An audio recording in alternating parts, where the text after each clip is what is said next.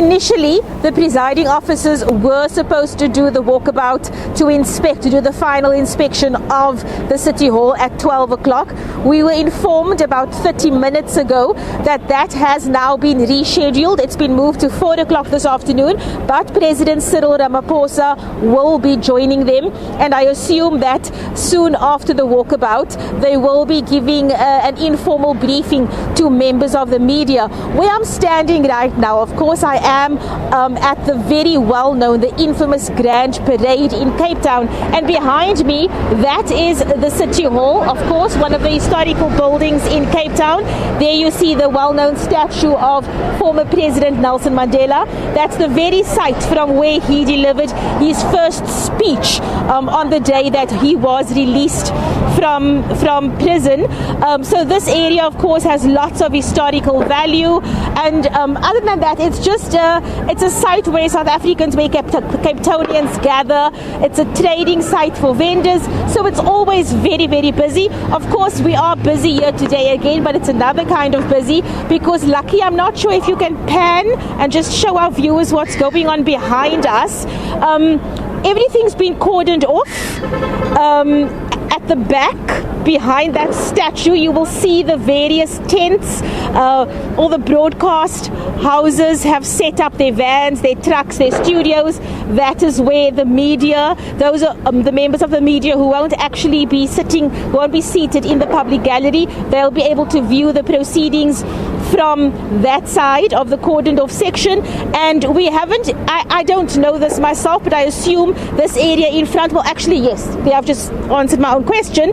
There we see the red carpet, so that is where the pomp and ceremony, and I suppose the fashion parades will be taking place on the red carpet as MPs enter the National Assembly. So that's what's happening at the moment. Final touches, cables are being laid, jib cameras are being set up, the technical guys are very busy. Of course, this is their area of expertise, to make sure that we will be able to broadcast to you, to make sure that journalists have access to internet, to sound, so that the nation, of course, can also be part of this very important address tomorrow, in which President Cyril Ramaphosa will be outlining government's plans for the year going forward. Nompu? Indeed. Abra, you do indicate that area where you are is an area where a lot of tradespeople and entrepreneurs run their businesses, but I understand that they've had to be relocated. How do they feel about this, and are they going to get the kind of foot traffic that they're used to where they've been relocated? Nompu, what we have been told by the presiding officers, look, this SONA, it's not just going to happen tomorrow on the 10th. It's going to take place over a number of days. If you take into consideration the 2-day debate of the address by political parties, and then, of course, the president's reply to the debate that happens next week. That takes place over 3 days. So this area will be cordoned off for the full duration of that, because the City Hall is, at the moment, it is an extension of Parliament for the duration of this SONA period. So what we've been told by the presiding officers is that, in consultation with the traders, alternative arrangements have been made.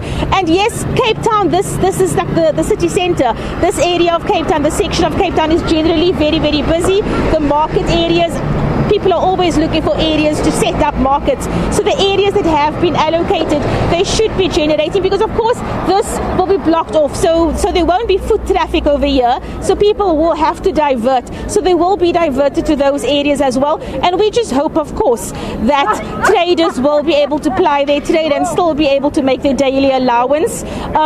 Taxis and buses also operate from this area. Being the city centre, obviously loads of people come in from the Cape Flats, from the outlying areas, to come to work here in the city centre. So they will still be able to come into town to get to their various places of work, because the taxis and the buses, which are stationed also behind us, they will be operating as normal. Right now we still have traffic We still have cars driving up and down here, but of course this will all be cordoned off because the various processions will be taking place behind me, and we will of course also be bringing you the live visuals later on tonight because the rehearsals will be carrying on till late into the night, and we are also expecting updates from Parliament, from the city rather, about the areas and the roads that will be cordoned off and the alternative routes that motorists will have to use when coming into the city and when leaving to go home.